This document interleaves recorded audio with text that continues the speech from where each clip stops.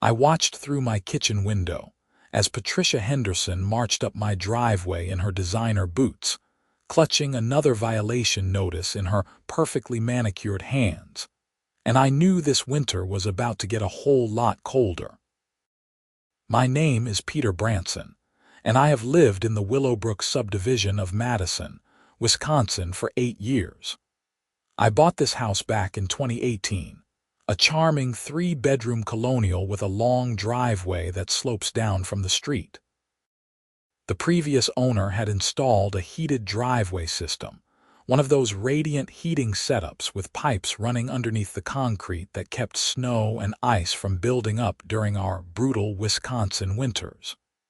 It was one of the main reasons I bought the place.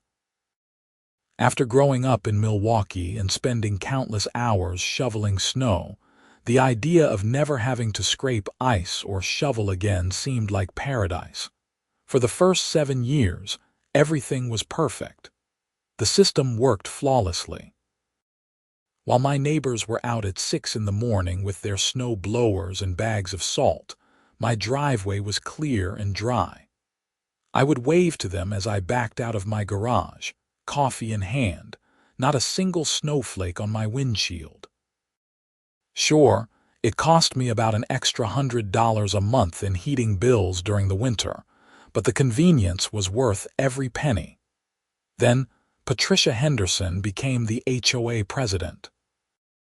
Patricia was 52 years old with shoulder-length blonde hair that she kept in that perfect suburban mom style, not a strand out of place. She drove a white Mercedes SUV with custom license plates that read Hopres. She had moved into Willowbrook 3 years ago with her husband Richard, a quiet man who worked in insurance and seemed to have mastered the art of disappearing whenever Patricia started talking. Within 6 months of moving in, Patricia had joined the HOA board. Within a year, she was running it. The first sign of trouble came last October, about 3 months ago. I came home from work one evening to find a notice taped to my front door. It was printed on official HOA letterhead with Patricia's name prominently displayed at the bottom. Dear homeowner, it began in that passive-aggressive tone that all HOA correspondents seem to carry. It has come to our attention that your property features a heated driveway system.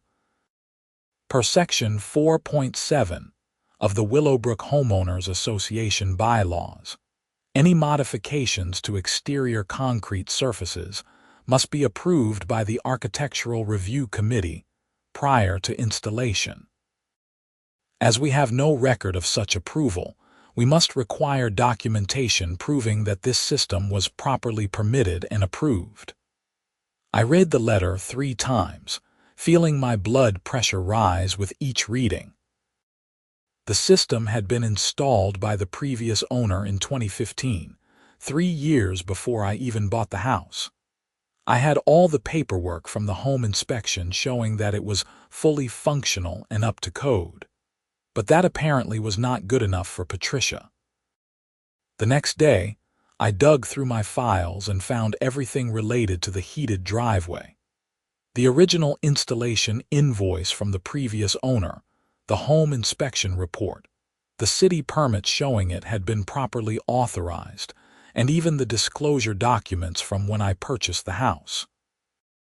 I made copies of everything, put them in a folder, and dropped them off at Patricia's house that weekend. She answered the door wearing yoga pants and a fleece vest with a monogrammed P on the chest. "Peter, what a surprise," she said, though her tone suggested she was not surprised at all. "What can I do for you?" "I got your notice about the driveway," I said, handing her the folder. "Here is all the documentation you requested. As you will see, everything was properly permitted by the city back in 2015. Patricia took the folder without looking at it. "Oh, I am sure the city approved it. But you see, Peter, the city and the HOA are 2 different entities. The bylaws are very clear that any exterior modifications require HOA approval, and we have no record of the previous owner requesting such approval. The system was installed 7 years before you even moved here, I pointed out, trying to keep my voice level. I am not sure what you expect me to do about approvals that should have been obtained back in 2015. Well, that is not really my problem, is it? Patricia said with a smile that did not reach her eyes. The violation exists regardless of when the work was done or who did it. As the current homeowner, you are responsible for bringing the property into compliance with HOA regulations. Compliance how? I asked, though I already had a sinking feeling about where this was going. The Architectural Review Committee will need to evaluate the system and determine whether it meets current community standards. There will be a hearing in 2 weeks. You are welcome to attend and present your case. She closed the door before I could respond. The hearing was a joke. It took place in the community center on a Tuesday evening in late October. The Architectural Review Committee consisted of Patricia and 2 of her friends, Deborah Martinez and Susan Chen, both of whom seemed to take their cues entirely from Patricia. I presented my documentation, explained that the system was safe, efficient, and completely hidden beneath the concrete surface. I pointed out that it actually enhanced property values by providing a premium feature that many luxury homes included. Patricia listened with her arms crossed, occasionally whispering to Deborah and Susan. When I finished, she shuffled some papers and said, "Thank you for your presentation, Peter. The committee will take your concerns under advisement and issue a decision within 10 business days." The decision came exactly 10 days later. Another notice taped to my door. After careful consideration, the Willowbrook HOA Architectural Review Committee has determined that heated driveway systems constitute an unapproved exterior modification that creates an unfair aesthetic advantage over neighboring properties. Additionally, such systems may create visual inconsistencies during winter months when surrounding properties display natural snow accumulation. Therefore, the committee requires that the heated driveway system be permanently disabled by December 1st, 2025. Failure to comply will result in daily fines of $100 until the violation is corrected. I read the notice 3 times, certain I must be misunderstanding something. Visual inconsistencies. Unfair aesthetic advantage. They were demanding I disable a system that cost $15,000 to install because my driveway would be too clean compared to my neighbors. I called my lawyer the next morning. His name was Marcus Webb, and he had handled my house closing back in 2018. I explained the situation and emailed him copies of all the correspondence. "This is ridiculous," Marcus said after reviewing the documents. "They are essentially demanding you destroy or disable a valuable home feature based on completely arbitrary reasoning. The bylaws do require approval for modifications, but there is an argument that you should not be held responsible for approvals that were never obtained by a previous owner, especially when the modification predates your ownership." "So, what are my options?" I asked. "You can fight it. Challenge the decision, argue that the rule is being applied unreasonably, maybe even sue the HOA if necessary. But I have to be honest with you, Peter. Fighting an HOA is expensive and time-consuming. Even if you win, you will have made an enemy of your HOA president, and these people can make your life miserable in 100 small ways. What is the alternative? Just disable the system and lose $15,000 worth of value from my house." Marcus sighed. "You could also try negotiating with them. Maybe offer a compromise. Sometimes these HOA types just want to feel like they won something." I decided to try the compromise approach first. I requested a meeting with Patricia, which she scheduled for the following Saturday at her house. When I arrived, She had transformed her dining room into what looked like a corporate conference room, complete with a printed agenda and a legal pad for taking notes. "Thank you for coming, Peter," she said, gesturing to a chair across from her.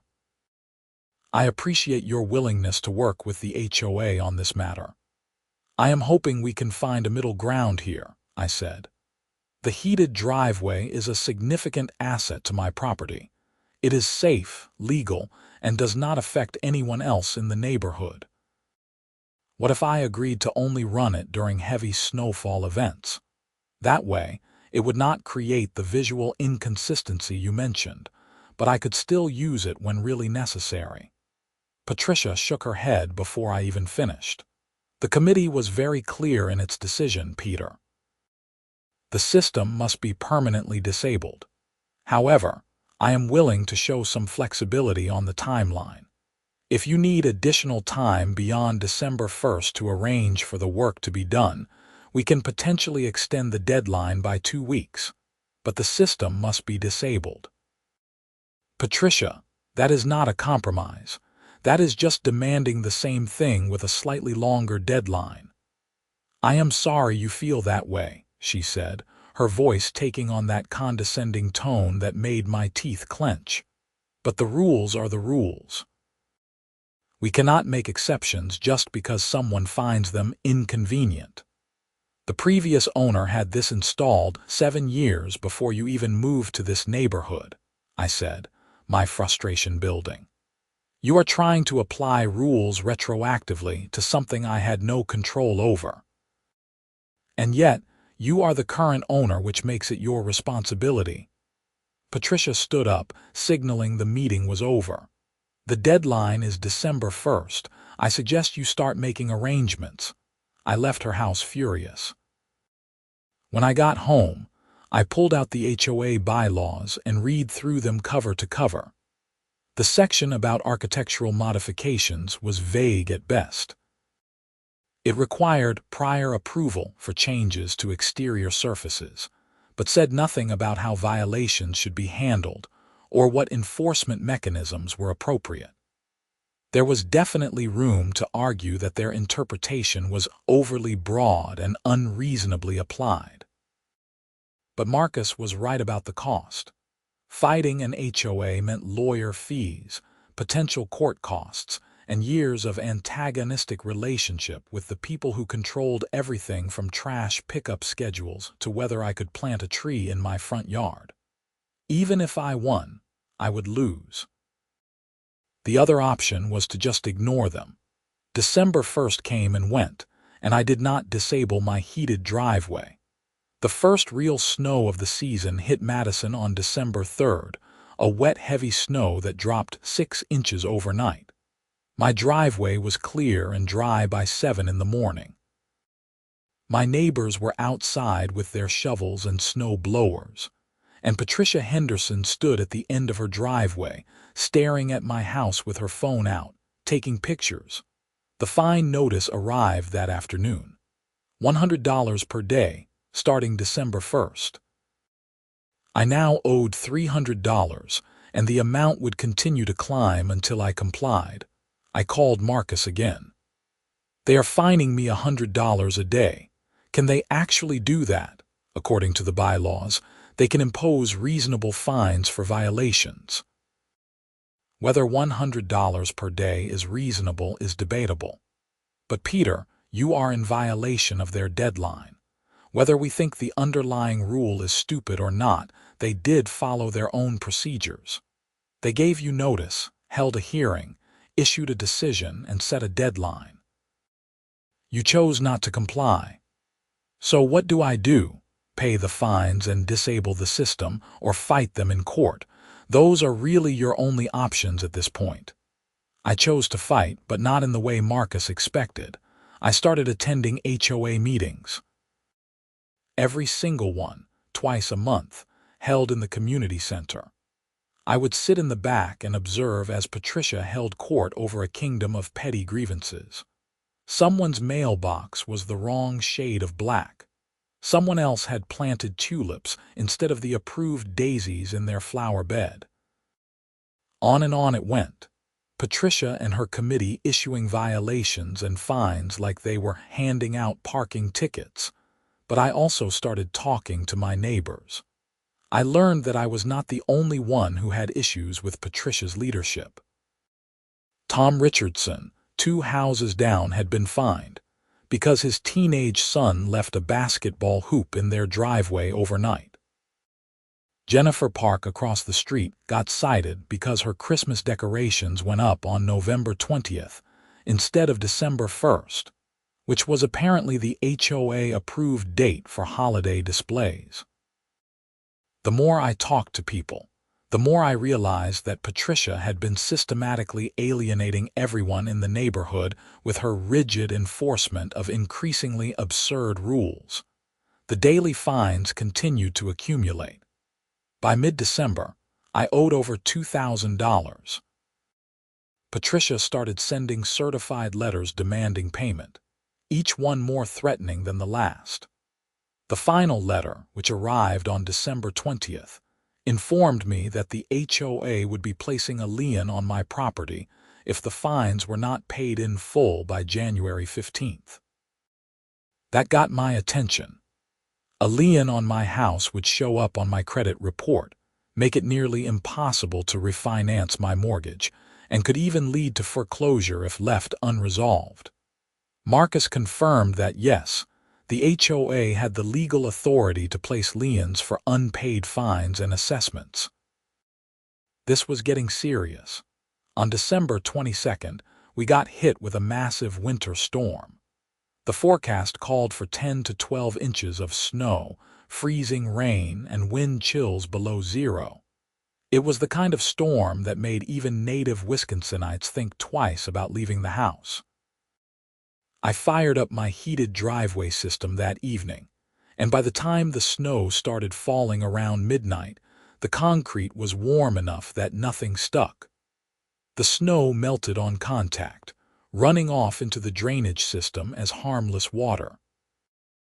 I watched the weather from my living room window, nursing a bourbon and wondering how this situation had spiraled so out of control. All I wanted was to use a feature that came with my house, something the previous owner had legally installed and that the city had approved. But Patricia Henderson had decided it offended her sense of order, and now I was staring down thousands of dollars in fines and a potential lien on my property. The snow continued through the night and into the next morning. By the time it stopped around noon on December 23rd, we had gotten 14 inches, more than the forecast predicted. My driveway was completely clear. The rest of the neighborhood looked like a Christmas card, everything buried under a pristine blanket of white. People were already emerging with their snow blowers and shovels, beginning the long process of digging out. I was sitting at my kitchen table, drinking coffee and watching the scene, when I saw Patricia's white Mercedes SUV turn onto our street. She drove slowly, carefully navigating the unplowed road. She pulled up in front of my house and parked. I watched as she stepped out of her vehicle, clutching a manila envelope. Another violation notice, no doubt, probably documenting my continued defiance of the heated driveway ban. Patricia wore her expensive winter coat, the one with the fur-lined hood, and those same designer boots. She walked around her SUV and stepped onto the sidewalk in front of my house. The sidewalk was covered in several inches of packed snow that had been compressed by people walking to their cars earlier in the morning. Patricia took 2 steps toward my house, and her left foot slipped out from under her. It happened in slow motion. Her arms pinwheeled as she tried to catch her balance. The manila envelope went flying. Her right foot slipped next, and then she was falling backward, unable to stop her momentum. She landed hard on her back and side, her head bouncing slightly off the packed snow on the sidewalk. She lay there for a moment, not moving, and I felt a surge of genuine concern despite all our conflicts. I dropped my coffee mug in the sink and ran for the front door. By the time I got outside, Patricia was struggling to sit up, her face twisted in pain. She cradled her left wrist against her chest. "Do not move," I called out, jogging down my clear, dry driveway in just my socks. "You might have hurt yourself." "My wrist," Patricia gasped. "I think I broke my wrist." I knelt down next to her on the snowy sidewalk. Her wrist was already starting to swell. "Can you move your fingers?" she tried and winced in pain. "Barely." "We need to get you to a hospital. Can you stand?" "I do not know. My hip hurts too, and my head." "Okay, stay still. I am calling an ambulance." I pulled out my phone and dialed 911, giving the operator our address and explaining the situation. They said an ambulance was on the way. Several neighbors had emerged from their houses, drawn by the commotion. Tom Richardson came over with a blanket from his house, and we draped it over Patricia's shoulders. She was shivering now, whether from cold or shock I could not tell. Jennifer Park stood on her lawn, phone out, probably calling Patricia's husband. "This is your fault," Patricia said suddenly, looking up at me with fury in her eyes despite her obvious pain. "If you had not been running that damn heated driveway, I would not have slipped. The snow would have been consistent across both surfaces." I stared at her in disbelief. "Patricia, you slipped on the public sidewalk. That has nothing to do with my driveway. You created an icy patch by melting snow that ran off onto the sidewalk. This is a direct result of your violation. The sidewalk is covered in snow and ice because of the storm. It has nothing to do with my driveway runoff." But Patricia was not listening. Even lying on the frozen ground with a broken wrist, she was already constructing a narrative in which this was somehow my fault. The ambulance arrived 15 minutes later. The EMTs carefully evaluated Patricia, fitted her with a neck brace as a precaution, and loaded her onto a stretcher. Richard Henderson arrived just as they were putting her in the ambulance, his face pale with worry. He climbed in with her and they drove away, lights flashing. I stood in my front yard, still wearing just socks, feet numb from the cold, and picked up the manila envelope Patricia had dropped. Inside was exactly what I expected, another violation notice. This one informed me that my accumulated fines now totaled $3,200, and that the HOA would be initiating lien proceedings if payment was not received by January 15th. Tom Richardson walked over, shaking his head. "That woman is unbelievable. Trying to blame you for her slipping on a public sidewalk." "I hope she is okay," I said, and I meant it. "But I have a feeling this is about to get a lot worse." I was right. Patricia returned from the hospital later that evening with her left wrist in a cast, 2 cracked ribs, and a concussion. She also apparently left with a burning determination to make me pay for her injuries. On December 26th, I received a certified letter from an attorney named Harold Benson. The letter informed me that Patricia Henderson was filing a personal injury lawsuit against me, claiming that my heated driveway system had created a dangerous condition that directly led to her fall. She was seeking damages for medical expenses, pain and suffering, and lost wages. The amount she was claiming was $75,000. I immediately called Marcus. "They are suing me. Patricia is actually suing me for slipping on the sidewalk." Marcus had me email him the letter. He called back an hour later. "Okay, this is both good and bad news. The bad news is yes, she is suing you, and you will need to respond. The good news is that her claim is pretty weak. She slipped on a public sidewalk during a snowstorm. Unless she can prove that your driveway specifically caused the dangerous condition where she fell, which seems unlikely, this lawsuit probably goes nowhere." "Probably. Nothing is guaranteed in court, Peter, but I have seen cases like this before." Property owners are generally not liable for people slipping on public sidewalks adjacent to their property, especially during or immediately after a winter storm. The municipality is responsible for maintaining public sidewalks, not homeowners. And she was on your property uninvited, delivering what amounts to a harassment notice. Any reasonable judge would see through this. So what do? We file a response denying her claims. Your homeowner's insurance should cover your legal defense, so contact them immediately. And Peter, do not talk to Patricia or anyone from the HOA about this case. All communication needs to go through attorneys from now on. I called my insurance company the next morning.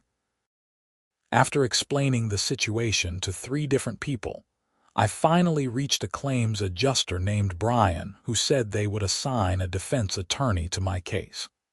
He warned me that my premiums might increase, but they would cover the legal costs up to my policy limits.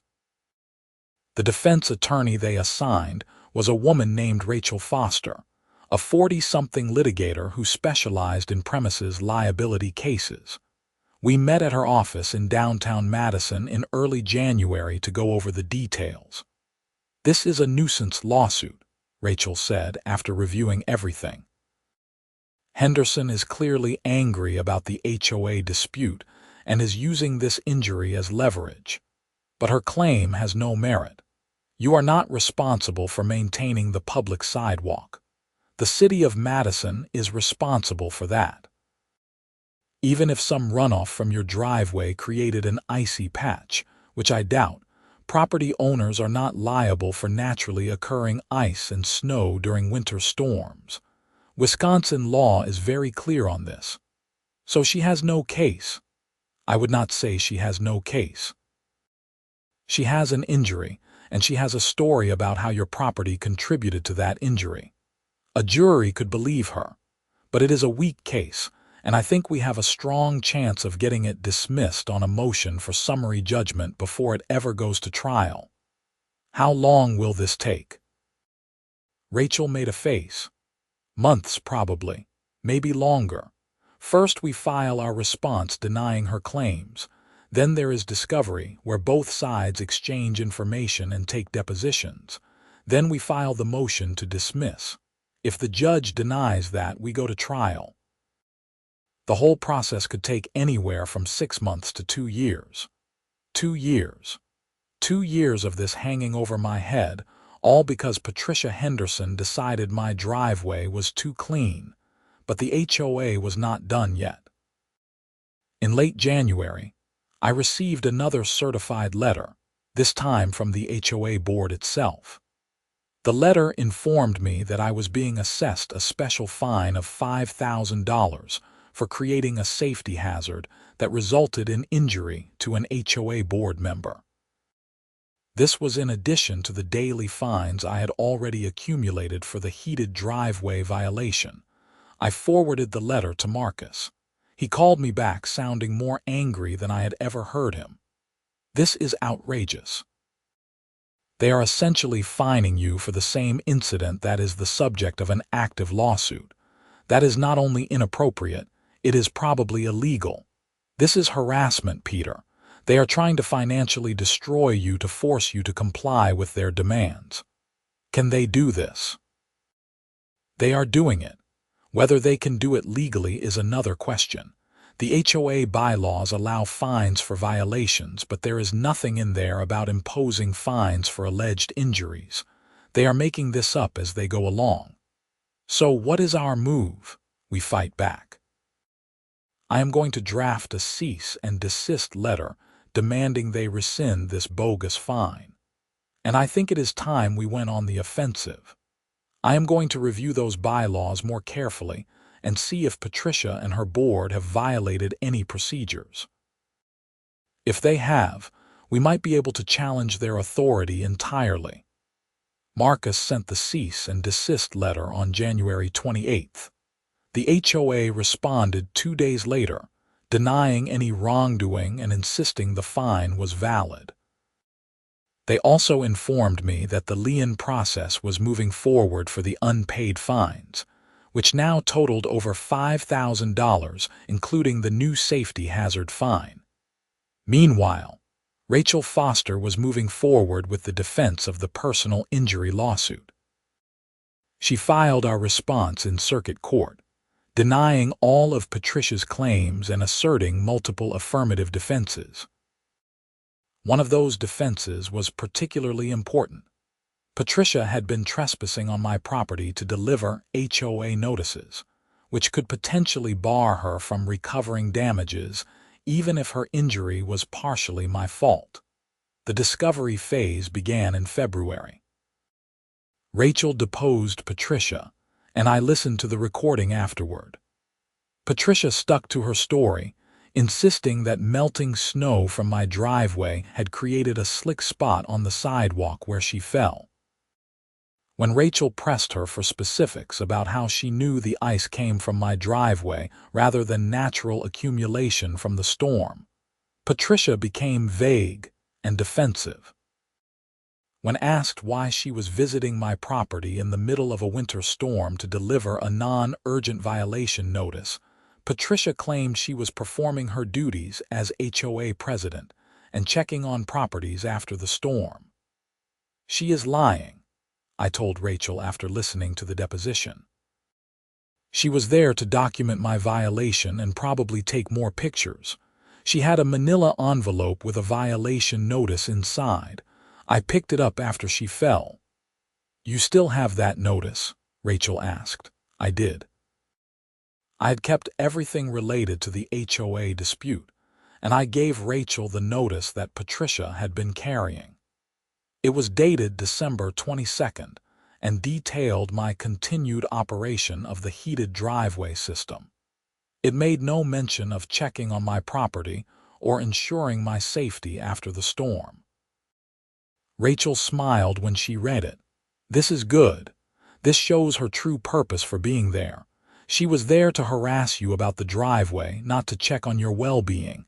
That supports our trespassing defense." My deposition came next. Patricia's attorney, Harold Benson, questioned me for 4 hours about the heated driveway system, its operation, where the water drained, whether I knew it might create ice on the sidewalk, whether I had warned anyone about potential hazards, on and on.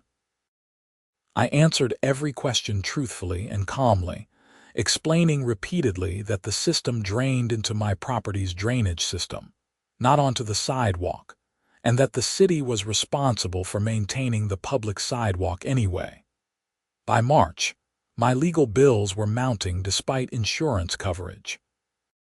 Between Marcus defending me against the HOA and Rachel handling the personal injury lawsuit, I was spending hours every week dealing with attorneys, reviewing documents, and preparing for litigation. The stress was affecting my work, my sleep, and my overall quality of life. All because I wanted to use my heated driveway. But then Marcus found something interesting. He had been digging through the HOA records, which we had obtained through a formal request under Wisconsin law. HOAs were required to maintain certain records and make them available to homeowners.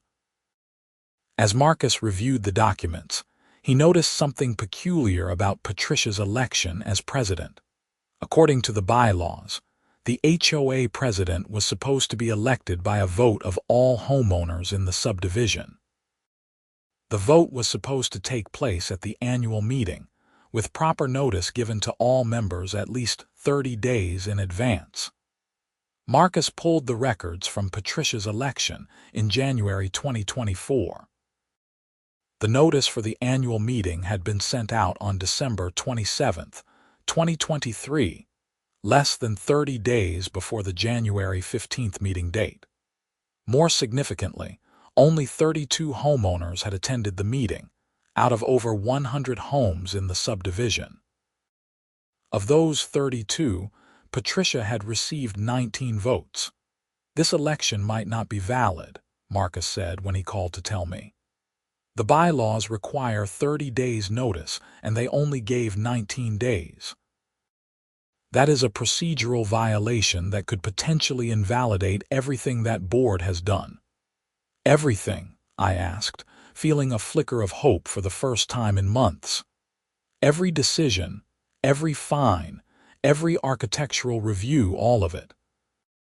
If Patricia's board was not properly elected, they have no authority to act.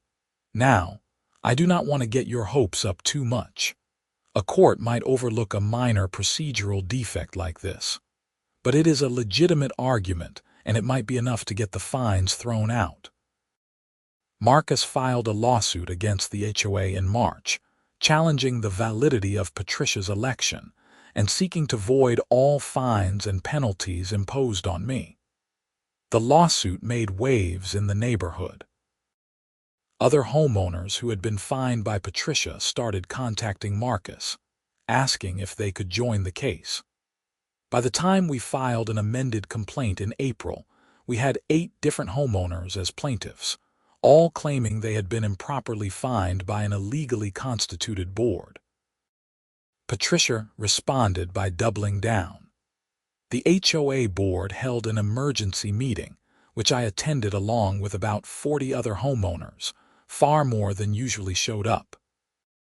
Patricia stood at the front of the room, her wrist still in a removable cast, and declared that she would not be intimidated by frivolous lawsuits from disgruntled homeowners who refuse to follow basic rules. The bylaws exist to protect all of us, she said, her voice rising with emotion. They maintain our property values and ensure our neighborhood remains a desirable place to live. When people like Peter Branson decide the rules do not apply to them, it undermines everything we have worked to build here. Tom Richardson stood up in the back. The rules do not give you the right to harass people, Patricia. You fine me because my kid left a basketball hoop in our driveway. That is not about property values. That is about you being on a power trip. Several people applauded. Patricia's face turned red. If you do not like the rules, Tom, you are free to move somewhere else. Maybe you are the one who should leave, Jennifer Park said from the side of the room. You have done nothing but make everyone miserable since you took over. Half the neighborhood has been fined for something in the last year. That is not normal. The meeting deteriorated from there. People started shouting, some supporting Patricia, most criticizing her. Patricia tried to maintain control, banging a gavel and calling for order, but eventually she gave up and stormed out of the community center. The meeting ended in chaos. The next day, someone started a Facebook group called Willowbrook Homeowners Against HOA Abuse. Within a week, it had over 60 members. People shared their stories of unreasonable fines, arbitrary rule enforcement, and intimidation tactics by Patricia and her board. Screenshots of violation notices were posted. Photos of the alleged infractions were shared. Many of them were absurd. A mailbox that was 6 inches too tall, a wreath hung on the wrong side of a front door, a car parked in a driveway facing the wrong direction. The local newspaper picked up the story in late April. A reporter named Christine Morris contacted me and asked if she could write an article about the HOA dispute. I checked with Marcus first, who said it was okay as long as I did not discuss the active lawsuits in detail. The article ran on May 2nd, with the headline "Madison HOA Accused of Overreach, Harassment of Homeowners." Christine's article was fair but damning. She interviewed me, Tom Richardson, Jennifer Park, and 4 other homeowners who had been fined by Patricia's board. She quoted extensively from the violation notices, highlighting some of the more ridiculous claims. She also reached out to Patricia for comment. Patricia's response was exactly what I expected. The HOA board takes its responsibilities seriously and will continue to enforce the bylaws regardless of criticism from a vocal minority of homeowners who refuse to comply with reasonable community standards. The article went semi-viral locally. It was shared thousands of times on social media. People from other HOAs around Madison started commenting, sharing their own horror stories. A local TV station picked up the story and sent a reporter to interview me on my heated driveway. Standing in front of my house, with my clean driveway visible behind me, I explained the whole situation to the camera. "I am not trying to be difficult," I said. "I just want to use a feature that was legally installed in my house before I even bought it. The HOA president has decided that my driveway being clean somehow violates community standards. She has fined me thousands of dollars. She is trying to put a lien on my house. And when she slipped on a public sidewalk during a snowstorm, she sued me for $75,000. This is not about rules. This is about power and control." The TV segment aired that evening. My phone blew up with calls and texts from friends, coworkers, and even a few people I had not talked to in years. Everyone was outraged on my behalf. Several people offered to contribute to a legal defense fund, which I appreciated but declined. I was not trying to become some kind of anti-HOA crusader. I just wanted to be left alone, but the media attention had an unexpected effect. The lawsuit against the HOA gained momentum. More homeowners came forward wanting to join as plaintiffs. Marcus had to amend the complaint again, now with 14 different homeowners claiming improper fines. The total amount the HOA had collected in fines from all of us was over $40,000. In early June, we had a hearing on the motion to dismiss Patricia's personal injury lawsuit. Rachel Foster argued that Patricia's claim failed as a matter of law because property owners in Wisconsin are not liable for naturally occurring ice and snow on public sidewalks during winter storms. She presented weather records from December 22nd showing that a major storm was ongoing at the time of Patricia's fall. She showed photos of the sidewalk, covered in snow and ice from the storm. She presented the violation notice Patricia had been carrying, proving that her purpose was to harass me about the driveway, not to check on my property. Harold Benson, Patricia's attorney, argued that there was a genuine question of fact about whether my driveway runoff had contributed to the icy conditions. He said Patricia should have her day in court to present evidence. The judge, a woman in her 60s named Sandra Wells, listened to both sides and said she would issue a written decision within 30 days. The decision came on June 28th. Judge Wells granted our motion to dismiss with prejudice, meaning Patricia could not refile the lawsuit. In her written order, Judge Wells said that Patricia had failed to establish any legal basis for holding me responsible for her injuries. The judge noted that the sidewalk was a public right-of-way maintained by the city, that a major winter storm was ongoing at the time of the fall, and that Patricia had been on my property without permission to deliver what the judge called harassing correspondence about a trivial matter. The judge went further, saying that Patricia's lawsuit appeared to be retaliatory in nature, and that the court did not look favorably on attempts to use litigation as a weapon in personal disputes. I read the decision 3 times, hardly believing it. We won.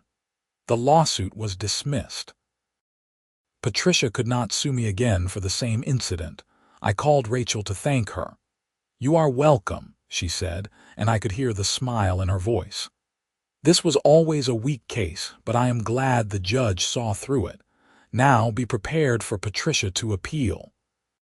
She has 60 days to file an appeal to the Wisconsin Court of Appeals. Patricia did not appeal. Maybe her attorney advised her it was pointless. Maybe she was tired of spending money on a losing case. Whatever the reason, the 60 days passed without any filing, and the dismissal became final. But we still had the lawsuit against the HOA pending. That case was more complicated because it involved questions of corporate governance, interpretation of bylaws, and whether procedural defects in an election were significant enough to void the board's actions. Marcus had been working on our motion for summary judgment, arguing that Patricia's board was illegally constituted and therefore had no authority to impose fines. The hearing on that motion was scheduled for August 15th. By that point, we had 18 homeowners as plaintiffs, and the total fines being challenged exceeded $60,000.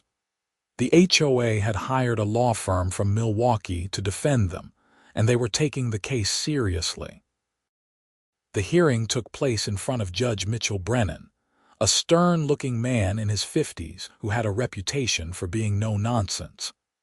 Marcus presented our argument, walking through the timeline of how Patricia's board had been elected without proper notice. He showed that the bylaws explicitly required 30 days' notice, and that the notice had been sent only 19 days before the meeting. He argued that this was not a minor technicality, but a fundamental violation of the democratic process that the bylaws were designed to protect.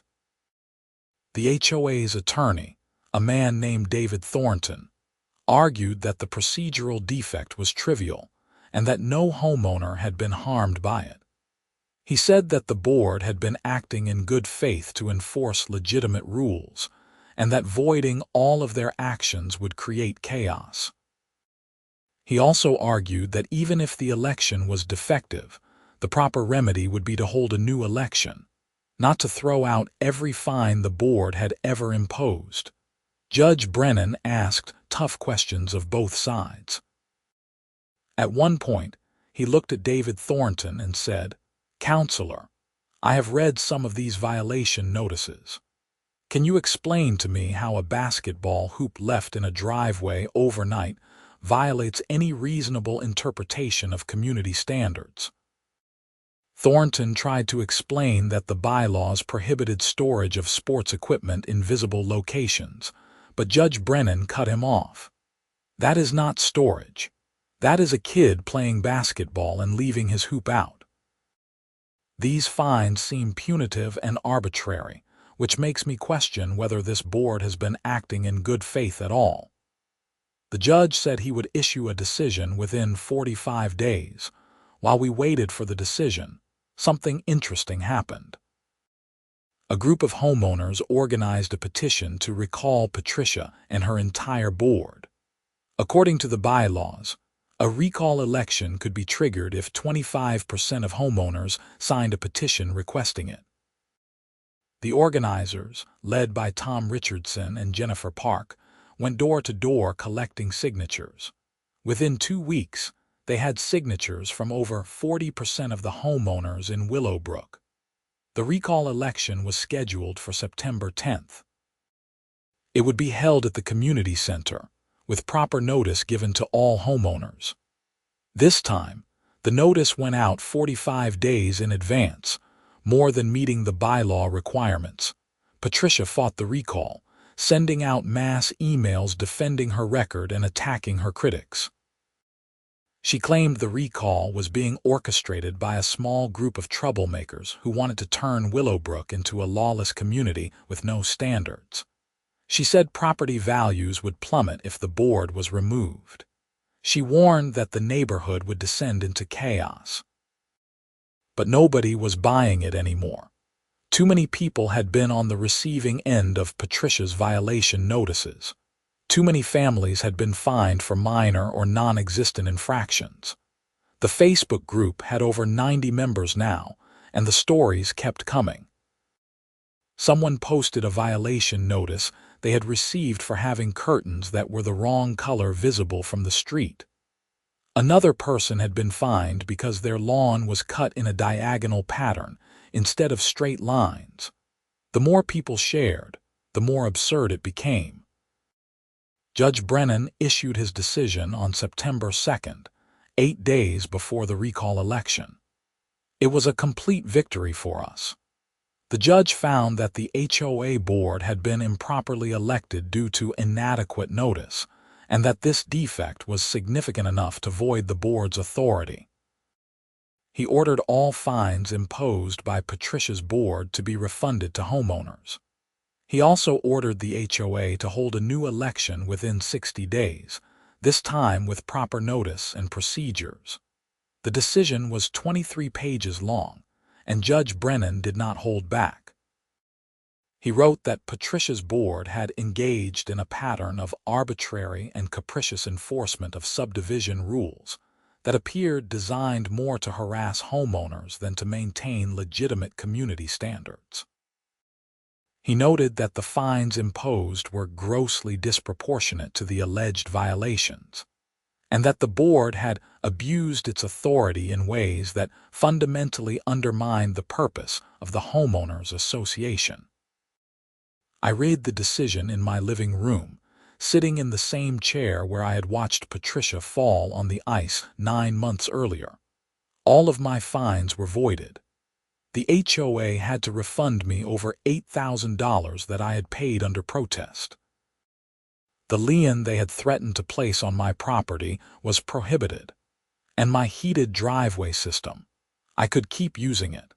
The Architectural Review Committee's decision banning it was voided along with everything else the board had done. The recall election on September 10th was almost anticlimactic.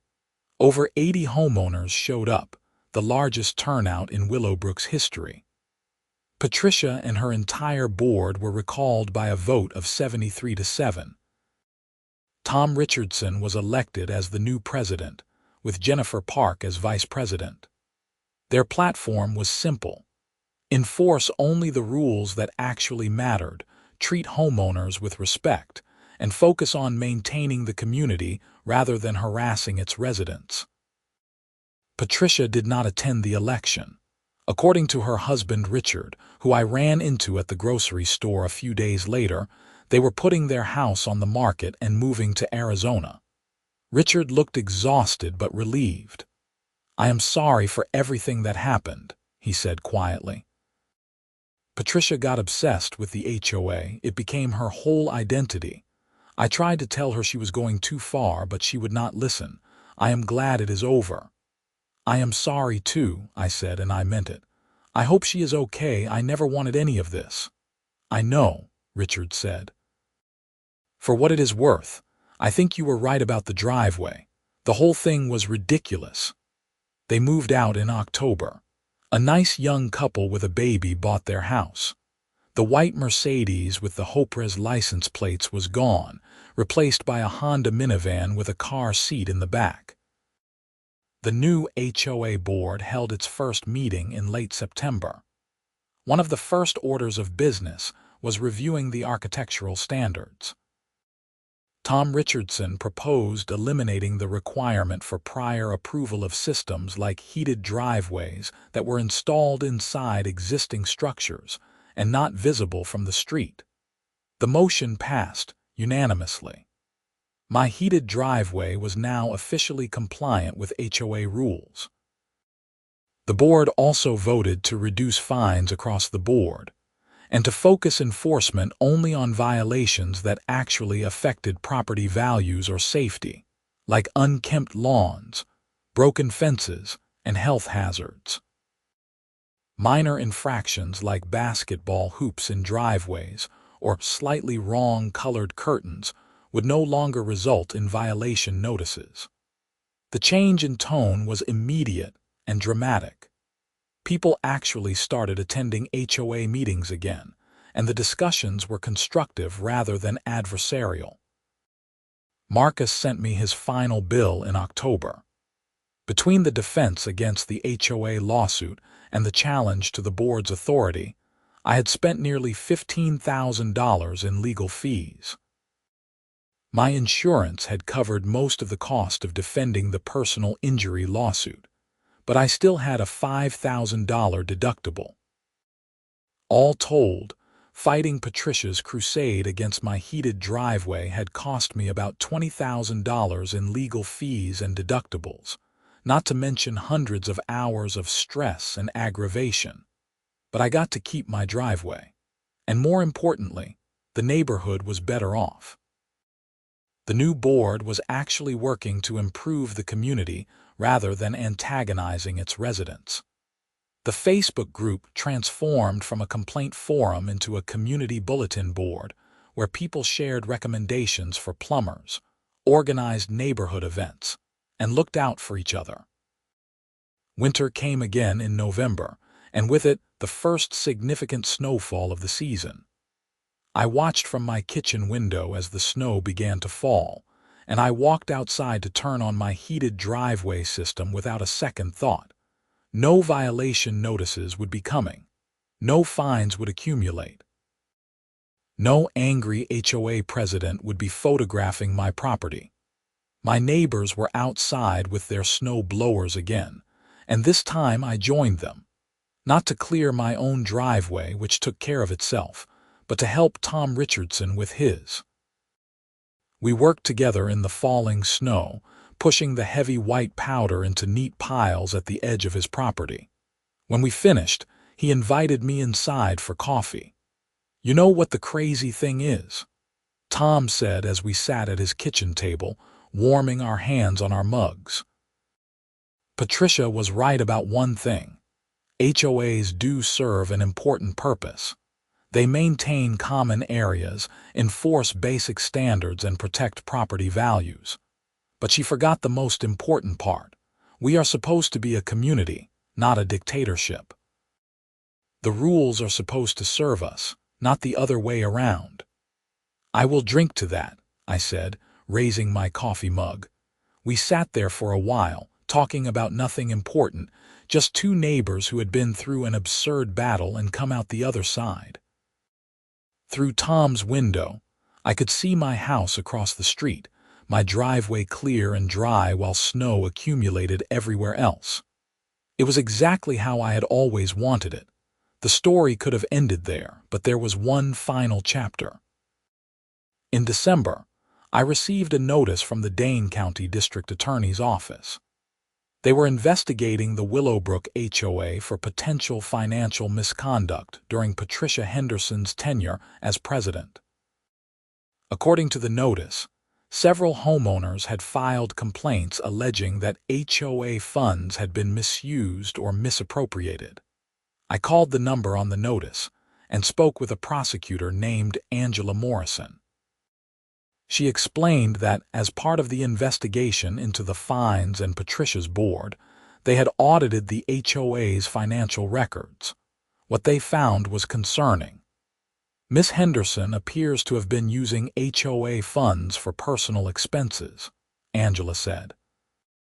"We are talking about thousands of dollars charged to the HOA credit card for things like spa visits, shopping trips, and restaurant meals. She also appears to have paid herself a salary as president, which is not authorized under your bylaws." "How much are we talking about?" I asked. "Over $30,000 over the course of 2 years. That is embezzlement. We are building a criminal case."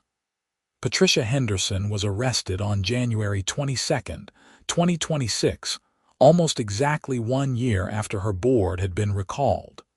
The charges were theft and misconduct in office. According to the criminal complaint, which became public record, Patricia had spent over $34,000 in HOA funds on personal expenses. She had hidden the expenditures by categorizing them as administrative costs or board expenses, but the receipts told the truth. Spa treatments, designer clothes, expensive dinners, even a weekend trip to Chicago that she claimed was for an HOA conference but which included no actual conference attendance. The arrest made the news again.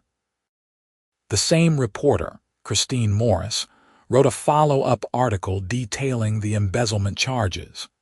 Patricia's attorney negotiated a plea agreement. In exchange for pleading guilty to a reduced charge of theft over $10,000, Patricia agreed to pay full restitution to the HOA and serve 1 year in county jail followed by 3 years probation. The judge accepted the plea in March. I attended the sentencing hearing. I wanted to see how this whole saga would end. Patricia stood before Judge Wells, the same judge who had dismissed her lawsuit against me, and apologized for her actions. She said she had gotten carried away with her role as HOA president, that the power had gone to her head, and that she deeply regretted her choices. She cried as she spoke, and maybe the tears were genuine. I honestly could not tell anymore. Judge Wells was not sympathetic. Miss Henderson, you were entrusted with a position of responsibility in your community. Your neighbors elected you to look after their collective interests and maintain their shared property. Instead, you abused that trust in the worst possible way. You stole money from your neighbors. You harassed them with bogus fines and violations. And when one of them challenged you, you tried to sue him for $75,000 because you slipped on ice during a snowstorm. Your behavior was not just criminal, it was cruel. I am satisfied that 1 year in jail is an appropriate sentence, and I hope you use that time to reflect on how you treated the people who trusted you. Patricia was taken into custody immediately. I watched as the bailiff led her away in handcuffs, and I felt a strange mix of emotions. Satisfaction that justice had been served, pity for how completely she had destroyed her own life, and relief that this nightmare was finally, truly over. The HOA received full restitution from Patricia's assets. The money was used to repave some of the neighborhood streets and upgrade the community center. Some of it was also used to refund homeowners who had paid excessive fines during Patricia's tenure. I received a check for $1,200, representing the fines I had paid under protest before the board was invalidated. It is now May of 2026, and life in Willowbrook has returned to normal. Actually, better than normal. The new HOA board is functional and reasonable. Tom Richardson runs monthly meetings that are brief and productive.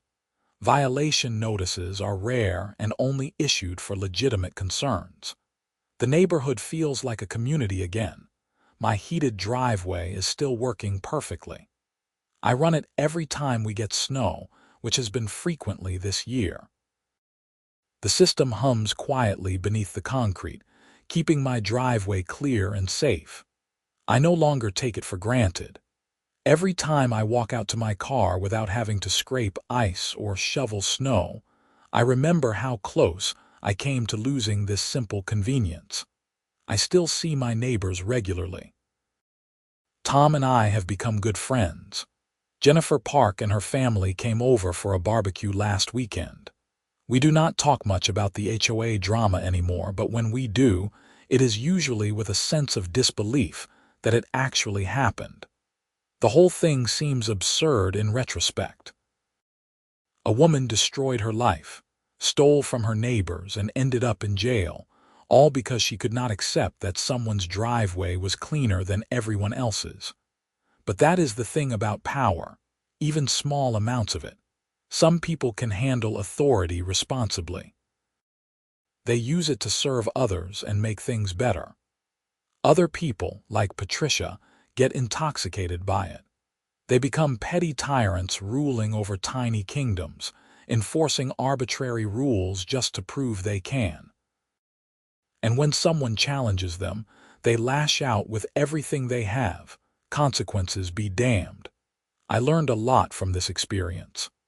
I learned that standing up to bullies is important, even when it costs you money and time and stress. I learned that communities are only as good as the people who lead them. I learned that sometimes the rules really are stupid and need to be challenged. And I learned that a heated driveway, while a nice luxury, is definitely not worth going to jail over. Last week, the young couple who bought Patricia's house stopped by to introduce themselves. Their names were David and Emma, and their baby girl was named Lily. They had heard stories about the previous owner and the HOA drama, and they wanted to know if the neighborhood was really okay now. "It is more than okay," I told them, standing on my warm, dry driveway while snow fell softly around us. "Welcome to Willowbrook. I think you are going to like it here." And I meant it. The neighborhood that Patricia Henderson had tried to control with fines and violation notices and lawsuits was now a place where people actually wanted to live. The community she claimed to be protecting with her rigid enforcement of arbitrary rules was stronger now that she was gone. Her legacy was not the pristine, uniform neighborhood she had envisioned, but a group of neighbors who had learned to work together and stand up for each other. As for my heated driveway, it keeps doing exactly what it was designed to do. It melts snow and ice, keeps my concrete clear and safe, and makes Wisconsin winters just a little bit more bearable. The system cost $15,000 to install back in 2015, and it has probably saved me hundreds of hours of shoveling and scraping over the years. But after everything that happened, its real value is different. Every time I look at that driveway, I remember that I stood up for myself. I remember that I did not let Patricia Henderson bully me into disabling something that was mine to use. I remember that sometimes the fight is worth it, even when it seems easier to just give in. And I remember the look on Patricia's face when she stood on that snowy sidewalk with a broken wrist, still trying to blame me for her own poor decisions. The heated driveway is not just a luxury feature anymore.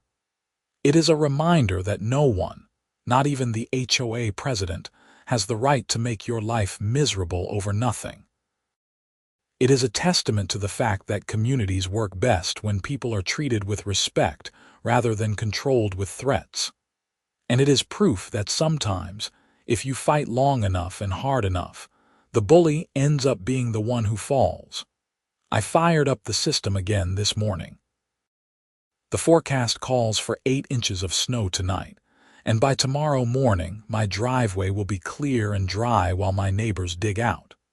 But this time, instead of feeling guilty or worried about violation notices, I will just feel grateful. Grateful for the system itself, grateful for the neighbors who stood with me, and grateful that Patricia Henderson is no longer in a position to tell me how to live in my own home. That is worth more than $15,000.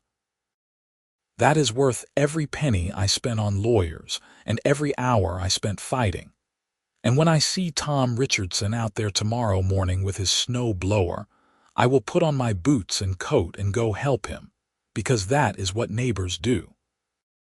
Not because an HOA board tells us to, but because we choose to. The snow is starting to fall now, big fat flakes that are already accumulating on the grass and the street. My driveway remains clear, the concrete radiating gentle heat into the cold winter air. I stand at my window with a cup of coffee, watching the neighborhood transform into a winter wonderland, and I allow myself a small smile.